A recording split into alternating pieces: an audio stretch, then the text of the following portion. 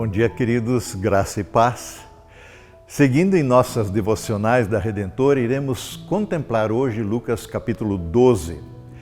Você tem mantido a possibilidade de estar vivendo em hipocrisia em seu horizonte?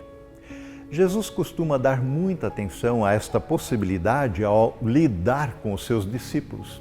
Vejam o verso 1 do nosso capítulo. Quando as multidões cresceram, a ponto de haver milhares de pessoas atropelando-se e pisando uma nas outras, Jesus concentrou seu ensino nos discípulos e disse para eles: tenham cuidado com o fermento dos fariseus, que é a hipocrisia. Ele compara a hipocrisia das lideranças religiosas do seu tempo com o fermento. O fermento biológico é composto por fungos microscópicos vivos. Os fungos do fermento biológico, as leveduras, demoram um pouco a fazer o seu trabalho, mas elas têm o potencial de fazer levedar toda a massa onde estiverem inseridos e posteriormente até morrem no calor do forno onde o pão é assado. Paulo, ao tratar com os coríntios e os gálatas de questões sensíveis quanto à falta de uma ética cristã e uma coerência teológica nestas comunidades, ele é enfático em lembrar-lhes de que basta um pouco de fermento para levedar toda a massa. Basta uma maçã podre no cesto e todas elas serão contaminadas.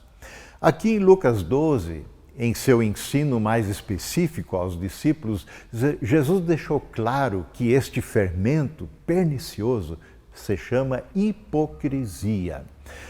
Uma vez infiltrada na vida cristã, na massa da vida em comunhão na Igreja de Cristo, a hipocrisia certamente afetará a integridade de toda a Igreja.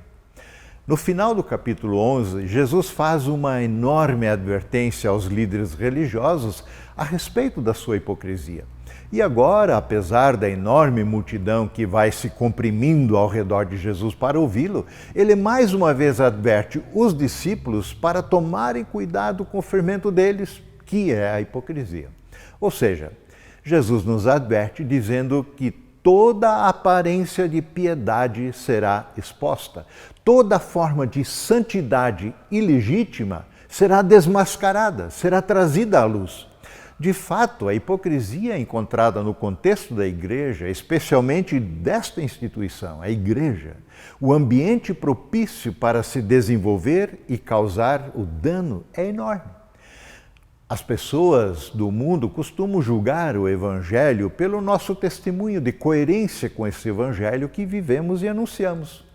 A respeito dos coríntios, Paulo os compara a uma carta de Cristo, segundo Coríntios 3:3.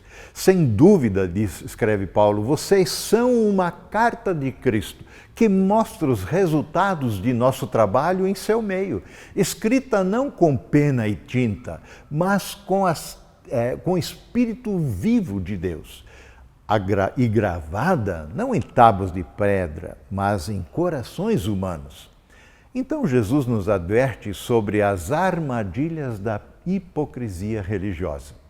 Mesmo que tenhamos sido justificados pela fé em Cristo Jesus e assim termos sido reconciliados com Deus, andarmos em novidade de vida, ainda assim temos uma natureza pecaminosa e por essa razão precisamos enfrentar diariamente o desafio de vivermos essa fé de maneira sincera, não fingida, em humildade e dependência do Senhor. Uma vez que todos nós somos tentados à hipocrisia e algumas vezes fracassamos nessa luta diária e cedemos, é confortante ouvir que Deus nos conhece como realmente somos e continua interessado em nosso arrependimento, em nossa salvação.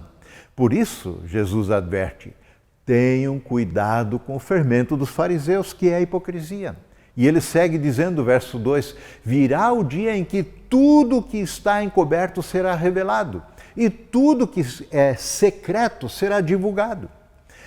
O que conta não é apenas o que as pessoas pensam de nós, não é apenas a nossa aparente piedade, não é o que elas meramente veem. Lembre-se, o Senhor nos vê por inteiro, o Senhor nos vê por dentro. Não há nada que possamos esconder dele. E ele julga não pelas aparências. E o Senhor ama a integridade de vida. Que a nossa oração seja: Senhor, tu me conheces melhor que eu mesmo. Embora consciente de minhas falhas, tu me amas e continuas a me perdoar. Perdoa a minha hipocrisia, dá-me uma fé não fingida. Amém.